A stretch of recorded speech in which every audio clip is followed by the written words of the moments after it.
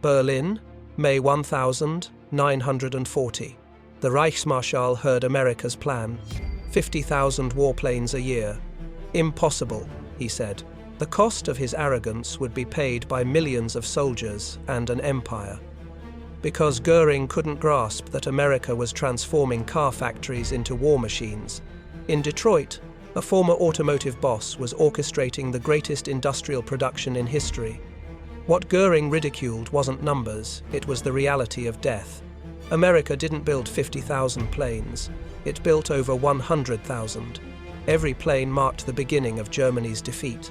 Now, let's dive into the story of how mockery became destruction and how industry became America's deadliest weapon. May 28, 1940. Reich Air Ministry, Berlin. Reichsmarschall Hermann Göring set down the intelligence report with undisguised contempt. The document detailed President Roosevelt's request to Congress for an unprecedented expansion of American aircraft production, a capacity to manufacture 50,000 planes annually. The Americans are desperate if they believe such propaganda will frighten us, Göring told his staff. They know nothing of war production. Let them try to convert their automobile factories. They will learn that building warplanes requires more than assembly lines. What Göring failed to grasp was that in Detroit, a Danish immigrant named William Knudsen was already proving him wrong. The former General Motors president, now working for $1 per year as Roosevelt's production chief, was orchestrating the most ambitious industrial transformation in human history. Within 4 years, American factories would produce not the impossible 50,000 aircraft Göring dismissed, but nearly 100,000 planes annually, while simultaneously supplying 2 theaters of war across opposite oceans. The proclamation that triggered German contempt came on May 16, 1940, as German panzers raced through France. Standing before Congress, Franklin Roosevelt declared, "I should like to see this nation geared up to the ability to turn out at least 50,000 planes a year." The reaction was skepticism even among allies. In 1939, America had produced just 3,611 military aircraft. The Army Air Corps possessed 1,700 combat planes, many obsolete. Yet Roosevelt demanded a 14-fold increase in production. William Knudsen became the architect of this miracle. When asked who could achieve such impossible production, presidential advisor Bernard Baruch responded, "First, Bill Knudsen. Second, Bill Knudsen. Third, Bill Knudsen." Knudsen had abandoned his $300,000 salary to serve his adopted nation, bringing automotive mass production principles to aircraft manufacturing. The transformation began immediately.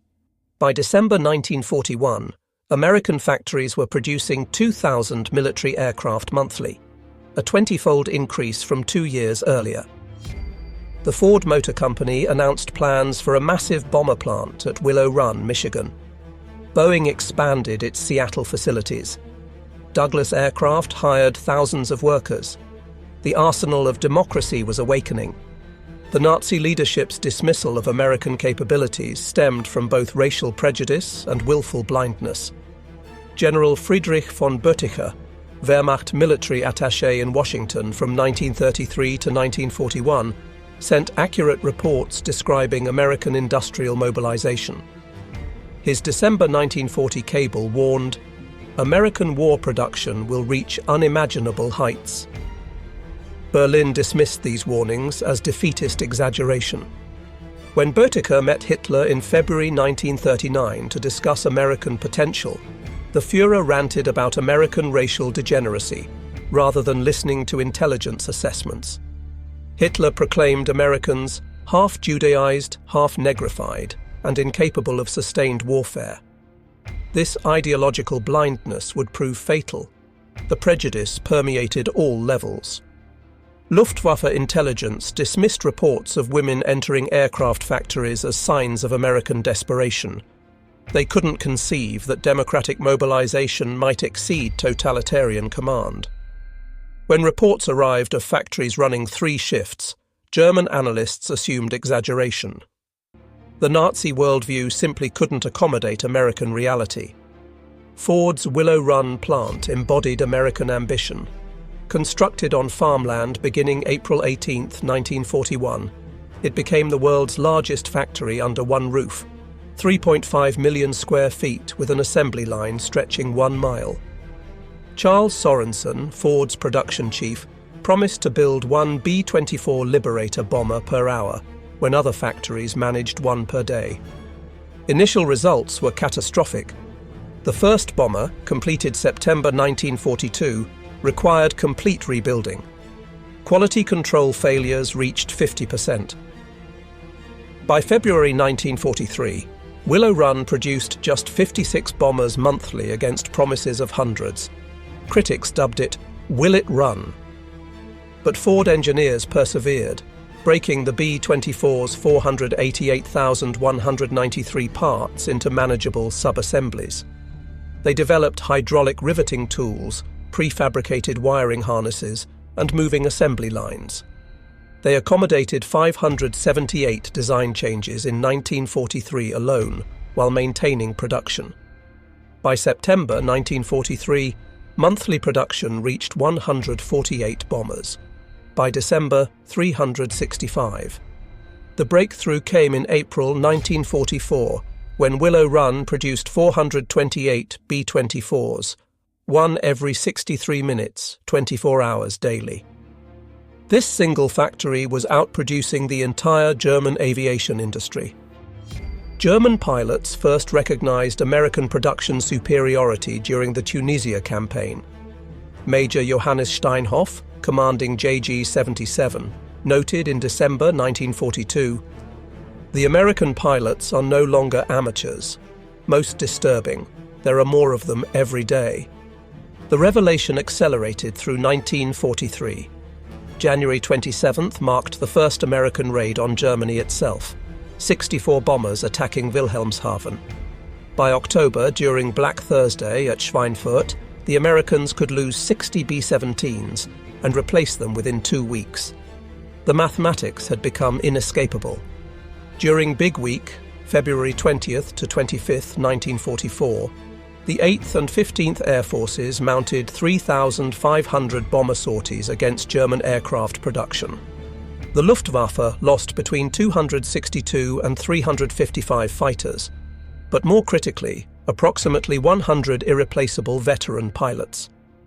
General Adolf Galland reported to Göring that Germany was losing 1,200 fighters monthly while producing 1,000.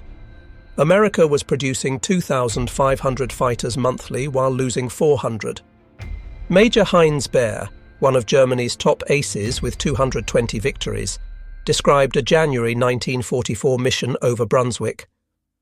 The bomber stream stretched from horizon to horizon, at least 700 flying fortresses and liberators. We were 8 fighters against hundreds. It was hopeless. By 1944, American aircraft production reached staggering proportions.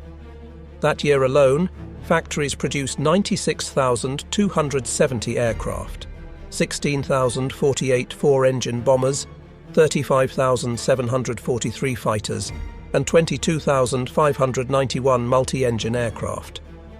This single year's production exceeded Germany's entire wartime output of approximately 94,677 aircraft. The disparity went beyond numbers.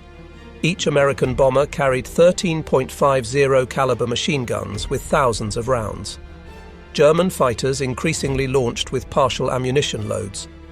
American bombers featured powered turrets, advanced bomb sights, and sophisticated navigation equipment. German fighters often lacked functioning radios. Boeing's Seattle Plant 2 was producing 16 B-17s daily by May 1944. Douglas Aircraft, which employed just 68 people in 1936, had grown to 167,000 workers across 9 facilities. North American Aviation churned out 500 P-51 Mustangs monthly. Lockheed achieved production of one P-38 Lightning every 90 minutes, while implementing 2,127 combat-driven modifications. Supporting industries matched this pace. General Motors produced 57,658 aircraft engines under license. Packard built 55,523 Rolls-Royce Merlins. Alcoa's aluminum output increased 600%. Dow Chemical's magnesium production grew from £6 million annually to $333 million. The transformation of America's workforce shattered Nazi preconceptions. Women, comprising less than 1% of aircraft workers in 1941, represented 65% by 1943, 310,000 women among aircraft industry workers. At Douglas Long Beach, 22,308 of 41,602 employees were women. Rose Will Monroe, the original Rosie the Riveter, drove 3,000 rivets per shift at Willow Run with 99.5% accuracy. Women inspectors at Douglas reduced defect rates from 3.2 to 0.3%. Ford redesigned tools for smaller hands, inadvertently improving efficiency. Lighter pneumatic tools reduced fatigue, while better positioned workstations decreased injuries. German intelligence interpreted female employment as desperation. A captured Luftwaffe report dismissed these workers as temporary, predicting quality collapse. Instead, precision improved. Women excelled at detailed work: wiring, instruments, inspection. Their integration represented democratic strength, not weakness. As American production soared, Germany retreated into fantasy. Göring authorized the Jägerstab program in February 1944, dispersing production into 729 underground facilities using slave labor. The Mittelwerk complex employed 60,000 prisoners in horrific conditions, with 20,000 dying. These underground factories produced more defects than aircraft. Slave laborers sabotaged components. Transportation between dispersed facilities caused delays. Quality control collapsed. The entire Mittelwerk complex produced fewer engines monthly than Ford's single Chicago plant. Meanwhile, American innovation accelerated. Boeing developed modular B-29 construction across 4 facilities with completely interchangeable parts. The pressurized B-29, costing $605,000 each, incorporated technology Germany couldn't match in prototypes. By early 1945, America was producing 100 B-29s monthly. June 6, 1944, demonstrated the culmination of American production. The invasion employed 11,590 Allied aircraft against 319 German sorties, a 36-to-1 superiority. This wasn't tactical advantage, but industrial annihilation. Between January and May 1944, preparatory bombing dropped 145,000 tons on German targets, exceeding all German bombing of Britain throughout the war. Transport aircraft delivered 3 airborne divisions in one day using more planes than Germany's entire transport fleet ever possessed. By December 1944, single raids involved 1,200 bombers escorted by 900 fighters. P-51 Mustangs possessed range to reach Poland, performance to match any opponent, and existed in quantities making losses irrelevant. German pilots called them Indians, swarming everywhere simultaneously. As defeat approached, even Nazi leadership acknowledged the production catastrophe. In December 1944, Goebbels wrote in his diary, "Göring's promises about Luftwaffe superiority now seem criminal delusions. We fight the world's greatest industrial power with rhetoric." Rommel told his staff before D-Day, "The Americans can lose 10 tanks for every one we destroy and still overwhelm us. When they land, they will come with such material superiority that no position can hold." Even Hitler admitted to Speer in January 1945, "We should have listened to Böttcher's reports. Their industrial potential was decisive. While we built hundreds, they built tens of thousands." Albert Speer later testified that American bombing reduced German production by 35% for tanks, 31% for aircraft, and 42% for trucks. He stated unequivocally, The American attacks, which followed a definite system of assault on industrial targets, caused the breakdown of German armaments. Germany's Me-262 jet fighter, operational mid-1944, represented genuine innovation, 100 miles per hour faster than any Allied fighter. Hitler and Göring believed this wonder weapon could restore air superiority despite numerical inferiority. But Germany produced just 1,430 Me-262s total, with never more than 200 operational simultaneously. Engines required overhaul every 10 hours. Critical materials were unavailable, forcing inferior substitutions. America, meanwhile, had begun jet development in 1942. While the Bell P-59 proved inferior to German jets, Lockheed's P-80 Shooting Star, superior to any German jet, entered production before war's end. American industrial depth allowed simultaneous pursuit of multiple technologies, a luxury Germany couldn't afford. The contrast epitomized the production war's outcome. Germany's technological superiority in jets meant nothing against America's ability to produce thousands of conventional fighters, while simultaneously developing next-generation aircraft. Quality without quantity proved worthless in total war. Hermann Göring's arrest on May 8, 1945, by elements of the US 36th Infantry Division marked the beginning of his confrontation with reality. Initially defiant at the interrogation facility in Augsburg, he maintained German technology had been superior, overcome only by numbers.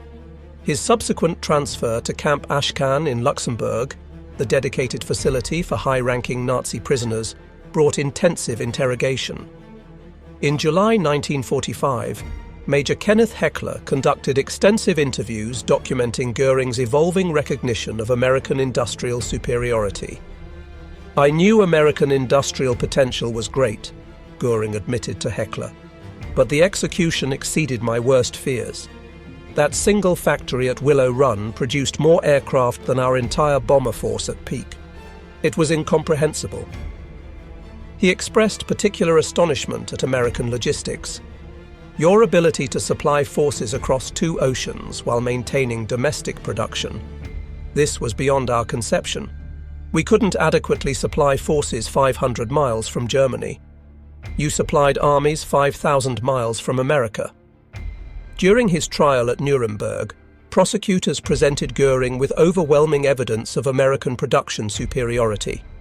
Charts showed America producing more aircraft monthly by 1944 than Germany managed annually. Films of Willow Run's assembly lines played while prosecutors listed German cities destroyed by bombers from that single factory. Göring's March 14, 1946 testimony revealed his struggle to comprehend the scale. "I believed the economic and technical potential of the United States to be unusually great, particularly the Air Force. But I never imagined they could increase aircraft production 100-fold in 4 years. Such growth seemed physically impossible." Prison psychologist G.M. Gilbert documented Göring's obsession with production statistics. He repeatedly calculated ratios, comparing single American factories to entire German production. He seemed particularly fixated on Willow Run, calling it "that damned factory that broke our backs." When shown that America had produced 812,615 aircraft engines versus Germany's 241,675, Göring simply stared at the figures in silence. The mathematical reality of defeat was undeniable. The transformation's scope remains staggering even today. From 3,611 military aircraft in 1940, America produced 295,959 by war's end, 97,810 bombers, 99,465 fighters, 98,684 others. This represented not just quantity, but systemic superiority in every aspect of production. 2 million Americans worked in aircraft production at peak, including unprecedented diversity: women, African Americans, Mexican Americans, Native Americans, disabled workers, teenagers, and elderly citizens. This democratic mobilization achieved what totalitarian command could not: voluntary cooperation that exceeded forced labor's output by every metric. The workforce that entered factories in 1941, knowing nothing about aircraft, emerged in 1945 as the world's most skilled aviation workers. They didn't just build planes, they revolutionized manufacturing itself. Statistical quality control, developed for bomber production, became standard industrial practice worldwide. Automation principles pioneered at Willow Run transformed global manufacturing. The engineers who designed bomber assembly lines would design the Saturn V rocket. The women who riveted B-24s would raise children who walked on the moon. The production miracle didn't end with victory. It launched the American century. The financial dimensions defied economic orthodoxy. Aircraft production consumed $45 billion in 1940s dollars, equivalent to $800 billion today. The B-29 program alone cost more than the Manhattan Project. Yet rather than bankrupting America, war production created unprecedented prosperity. Unemployment, which had plagued the Depression decade, vanished completely. Personal income doubled between 1940 and 1945. War bond sales by workers themselves financed much of the expansion. Willow Run workers alone purchased $45 million in bonds, funding their own factories' operations. Germany, conversely, consumed 40% of its entire industrial capacity for aircraft production by 1944, yet produced less than half American output. Slave labor, increasingly relied upon, proved catastrophically counterproductive. Sabotage was endemic. Quality collapsed. Productivity per German worker actually declined after 1943, while American productivity increased 300%. The production infrastructure built for war became the foundation for post-war prosperity. Aluminum smelters built for bombers produced materials for suburban housing. Chemical plants that made aviation fuel created plastics for consumer goods. Machine tool factories that equipped aircraft plants tooled up American industry for global dominance. Beyond raw production lay organizational excellence. The War Production Board coordinated 184,000 companies seamlessly. IBM punch card machines tracked millions of components across thousands of suppliers. MIT's radiation laboratory, employing 4,000 scientists, developed navigation systems that gave American bombers all-weather capability. When combat revealed B-17 vulnerability to frontal attacks, Boeing added chin turrets within 60 days. When Pacific operations required extended range, consolidated modified B-24s without stopping production. German modifications took months or years. American improvements took weeks. This adaptability proved as decisive as production volume. American aircraft evolved continuously based on global combat experience. Information flowed from Pacific battles to Atlantic production lines within days. German aircraft, produced in isolated underground facilities by slave labor, remained static while American designs improved weekly. The feedback loop between combat and production achieved unprecedented efficiency. Pilots' observations reached engineers immediately. Engineers' solutions reached assembly lines within days. Assembly line workers' suggestions reached designers directly. This democratic flow of information proved superior to German hierarchical command. On October 15, 1946, hours before his scheduled execution, Hermann Göring wrote his final letter. In it, he made his most complete admission of the production war's significance. The Americans won through industrial power, not military prowess. We were not defeated by better soldiers, but by better factories. The nation we dismissed as capable only of building consumer goods buried the Wehrmacht under aluminum and steel. His last recorded statement to Gilbert was equally revealing. We declared war on an industrial giant while it slept. When it awoke, we were doomed. They didn't just outproduce us, they revolutionized production itself. Every aspect of their system proved superior to ours. Göring committed suicide that night, but his final testimony stands as history's verdict on the production war. The Reichsmarshal, who had dismissed American capabilities, died knowing a single American factory exceeded his entire Air Force's lifetime production. Military historians consider the American production achievement the decisive factor in Allied victory.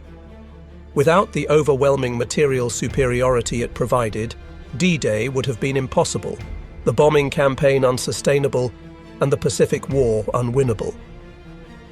Richard Overy, the leading historian of the Air War, concluded, "The outcome was determined not by fighting spirit or tactical brilliance, but by the weight of material. The Allies won because they buried their enemies under an avalanche of production." The numbers support this assessment absolutely. By 1944, America alone was producing more military aircraft than the rest of the world combined, Axis and Allied. This wasn't incremental superiority, but order of magnitude dominance. Germany faced not defeat, but obliteration. Yet the production miracle's significance transcended military victory. It proved democracy's superiority to dictatorship, freedom's advantage over tyranny, voluntary cooperation's strength over forced obedience. The workers who achieved this transformation weren't slaves or conscripts, but free citizens united in common purpose. Hermann Göring's dismissal of American production capacity stands as history's most catastrophic miscalculation. His contempt for democratic industrial potential cost Germany the war and millions of lives. His failure to recognize American capabilities sealed the Third Reich's fate before the first bomber reached German skies. The transformation from 3,000 to 100,000 aircraft annually demonstrated that free societies, when facing existential threats, could achieve the impossible. American workers didn't just meet Roosevelt's impossible goal, they doubled it. They didn't just match German production, they exceeded it fivefold while simultaneously fighting in the Pacific. Today's leaders would do well to remember Göring's mistake. Dismissing democratic nations as weak because they're peaceful, or underestimating free people's productive capacity because they prefer prosperity to conquest, invites catastrophic miscalculation. America in 1940 appeared unprepared for war. By 1944, it had become an unstoppable industrial colossus. The arsenal of democracy proved that production lines could be as decisive as front lines, that assembly workers could be as crucial as soldiers, that industrial mobilization could determine victory as surely as military strategy. Göring learned this lesson too late, at the cost of his nation's destruction. From his dismissive reaction to Roosevelt's announcement in May 1940 to his execution at Nuremberg in October 1946, Hermann Göring's journey traced the arc of Nazi Germany's destruction. His contempt for American production became the epitaph for the Third Reich, a regime that confused ideology with capability, that mistook tyranny for strength, that believed racial mythology could overcome industrial mathematics. The Reichsmarshal, who dismissed American aircraft production, died knowing that American factories had produced more planes in 1944 alone than Germany managed throughout the entire war. His mockery of democratic industrial capacity became history's most expensive joke, paid for in the currency of total defeat. America produced 295,959 military aircraft. Germany produced 94,677. But the real victory lay not in numbers, but in method, proving that free workers could outproduce slaves, that democratic cooperation could exceed totalitarian command, that a nation of immigrants and diverse citizens could unite to achieve the impossible.